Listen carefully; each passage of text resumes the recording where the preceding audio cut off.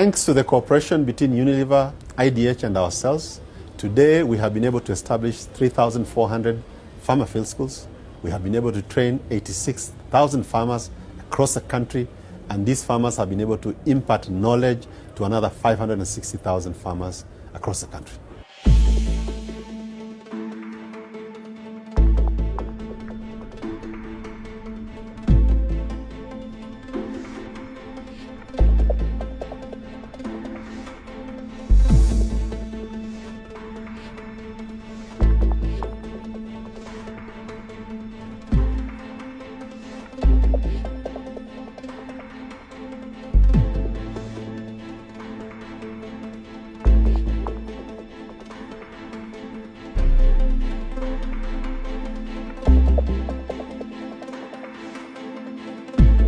Kenya is extremely important because Kenya is one of the largest exporters of tea. Last year we did about 450,000 tons of tea, which a good part of it, over 90%, went into the global market.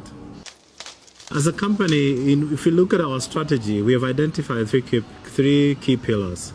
Strong business, we have identified environmental care is another pillar, and the social good is another pillar, connecting with employees and with the community. The most important thing in all these sustainability issues is the farmers. We want to look at their livelihood so they're able to eke out a living from tea. We want them to be healthy so that they can be able to farm tea. We want them to be able to take their children to school. We want them to be able to treat their families. So really, I think the bottom line is the people. What I learned from Farmers Field School, the financial management, it taught about diversification, it taught about the crop husbandry, especially in tea. It also taught about the livestock management and many other things. I get food after growing those horticulture, after growing cabbages, broccoli, we sell them and we get a lot of money. So I pay school fees for my children.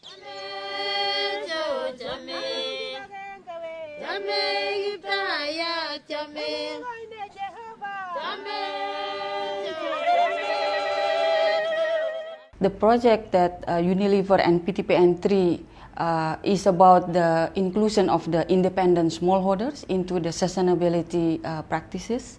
We would like to add more independent farmers to be RSPO certified, and these two companies, PTPN3 and Unilever, are very much committed, and that's where IDS also support their commitment. CPO yang dihasilkan PTPN3 pada tahun 2016 sejumlah 555 juta kilo. Untuk plasma sebesar 1 juta kilo, kemudian untuk pembelian pihak ketiga dari smallholder lainnya sebesar 88 juta kilo. IDH, Unilever, dan PTPN3 telah mengadakan suatu MOU tahun 2013, di mana MOU itu adalah ingin mengimplementasikan RSPO dengan benar di lapangan. PTPN3, IDH, dan Unilever telah menghasilkan 63 petani yang disertifikasi oleh RSPO. Jadi kita ingin untuk ke depan, kita akan mensertifikasi lebih banyak lagi. Mungkin ribuan petani yang menjadi supplier di PTPN3. Ikut RSPO itu penting karena kita ingin meningkatkan pendapatan melalui petani kelapa sawit. Kemudian kenapa petani lain harus ikut juga, supaya kelestarian lingkungan ini dapat terjaga walaupun kita tetap menanam kelapa sawit. So Unilever has a lot of ambitious targets, sustainability targets, and we understand that we cannot do this alone. So having partners like IDH is extremely important, and I hope that this partnership can continue in the future.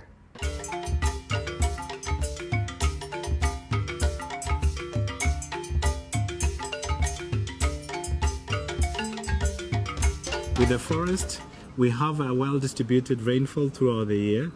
We have mitigation of floods, and we also have a microclimate that is useful for growing of tea, created by the forest environment. Protecting the forest, this is the lifeline of the tea industry in Kenya, and that's why we must conserve it.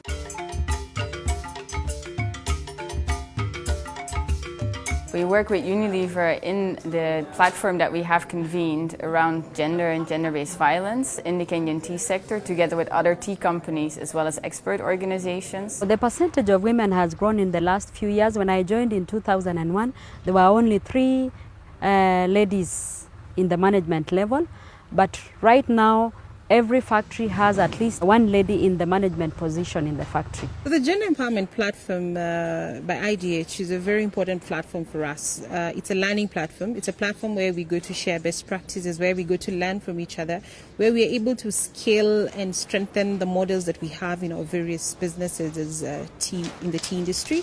And we're able to scale this even to the entire agricultural sector. When I look back at our journey with Unilever over the last 10 years, we have seen an enormous growth in the scale and the depth of our program. So we started with certification in supply chains.